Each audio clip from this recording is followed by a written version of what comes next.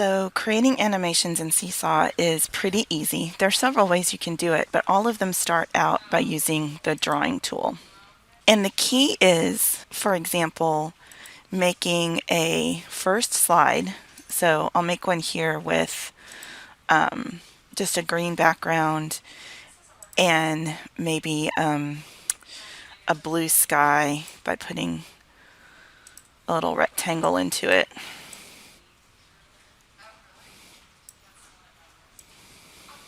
Whoop, that's a little big for the sky. There we go. So then I can maybe draw a mountain or something. I want snow to fall on the mountain, so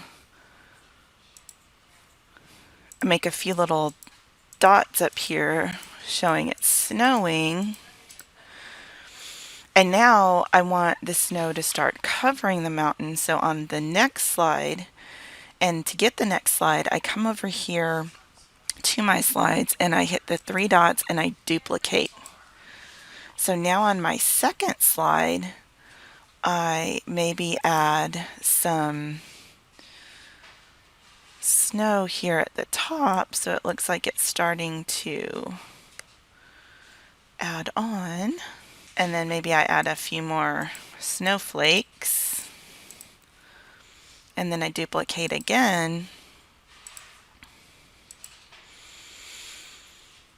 And on this one, I add even more snow.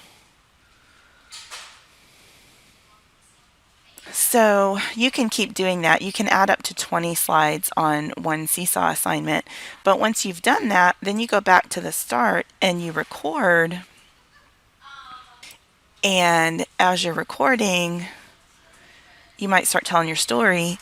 Once upon a time, there was a mountain and it was snowing on top of the mountain. It kept snowing and snowing and snowing some more.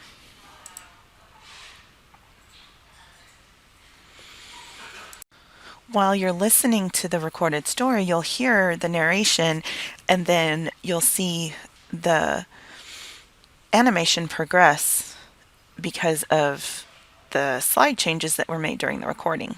Once upon a time, there was a mountain and it was snowing on top of the mountain. It kept snowing and snowing and snowing some more. So you can see how it's pretty easy to do some simple animation. Another way to do animation in Seesaw can be by bringing in external pictures. For example, if a scholar is reflecting on what they've done in class this year, they might bring in a picture of your classroom to use as a background, and you might be able to stretch it out without it being too distorted.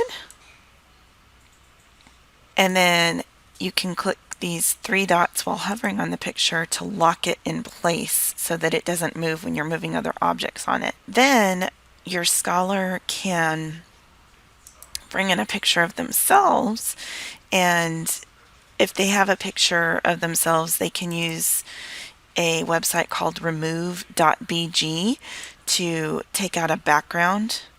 So maybe the scholar wants to start out here in the center of the picture,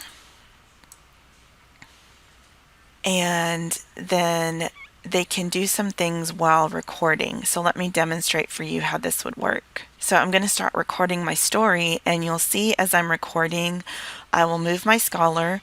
I'll pause my recording to add another element to the story, and I can continue doing that for up to the 5-minute limit of a Seesaw recording. One thing that's important for your scholars to remember as they're recording is they need to be clicked on this hand when they're ready to move something around.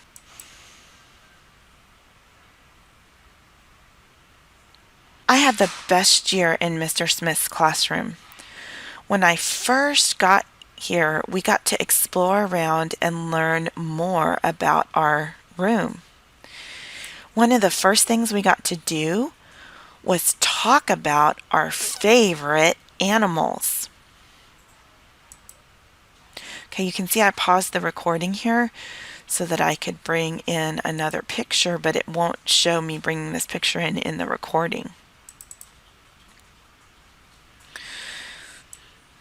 And then I'm going to place it here on this table.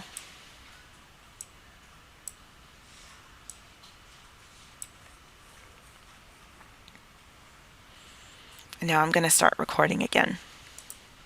I did my report on turtles, and it was super exciting because I was able to bring in my pet turtle, Joshua.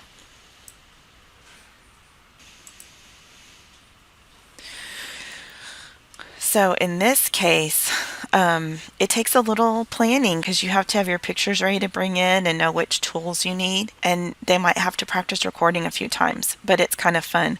So let me show you what the end result of that was. I had the best year in Mr. Smith's classroom. When I first got here, we got to explore around and learn more about our room. One of the first things we got to do was talk about our favorite animals. I did my report on turtles, and it was super exciting because I was able to bring in my pet turtle, Joshua. Okay, so that's just another way that you can play with animation in Seesaw. I hope this gave you some ideas, and if this is something you want to try with your students, you will talk with your digital learning coach and they'll be happy to support you. All right, thanks.